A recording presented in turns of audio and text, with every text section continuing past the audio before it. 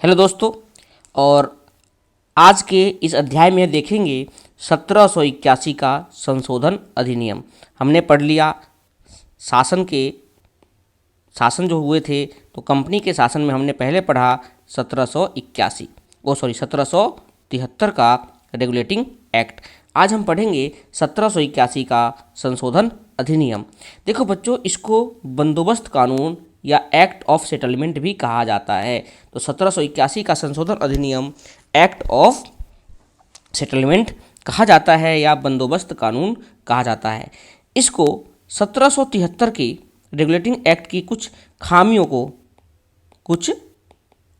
को या यह कह सकते हो कुछ कमियों को दूर करने के लिए इस अधिनियम का यूज किया गया।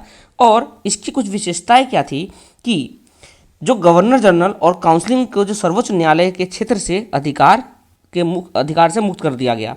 यानी पहले क्या होता था कि जो गवर्नर जनरल है और जो काउंसिलिंग हेड है उनको सर्वोच्च न्यायालय के अधीन रखा गया था, लेकिन इनको अब इनके क्षेत्र से मुक्त कर दिया गया।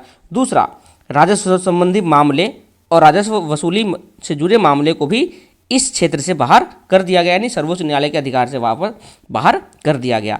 तीसरी बात है, कलकत्ता के सभी निवासियों को सर्वोच्च न्यायालय के क्षेत्र के अंतर्गत कर दिया गया। तो पूछ सकता है बच्चों कि कलकत्ता के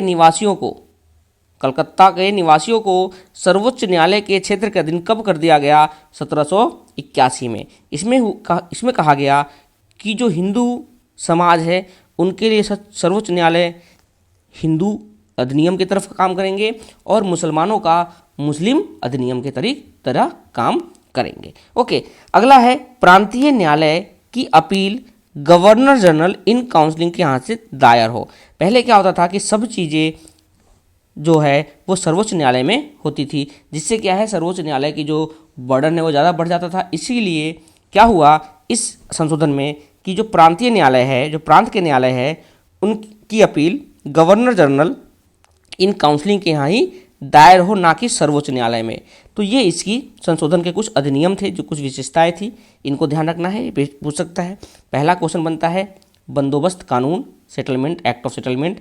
दूसरा बनता है सर्वोच्च न्यायालय के क्षेत्र से अधिकार से मुक्त कर दिया गया। यूपीएससी की अगर बात करते हैं तो यूपीएससी में जिस तरीके से मैंने 4 ऑप्शन बनाए हैं, इसी तरीके से 4 ऑप्शन बना देगा और कहेगा 1 सही है, 2 3 सही है, 4 और 1 सही है, या सभी उपरोक्त सभी इनमें से कोई नहीं। इस तरीके से ऑप्शन बना देंगे। लेकिन बच्चों, आपको यहाँ पर ध्यान से पढ़ना है कि किन 2 क्षेत्रों को, किस चीज़ों को बाहर कर दिया गया।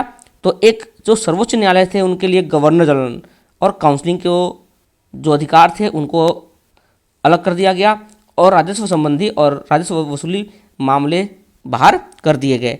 बल्कि कलकत्ता के सभी निवासियों को सर्वोच्च न्यायालय के क्षेत्र के अंतर्गत रखा गया, और प्रांतीय न्यायालय की appeal governor general in counselling के यहाँ दायर हो, ना कि सर्वोच्च न्यायालय में। तो ये इसकी विशेषताएं थी, ये ध्यान रखना है बच्चों। धन्यवाद।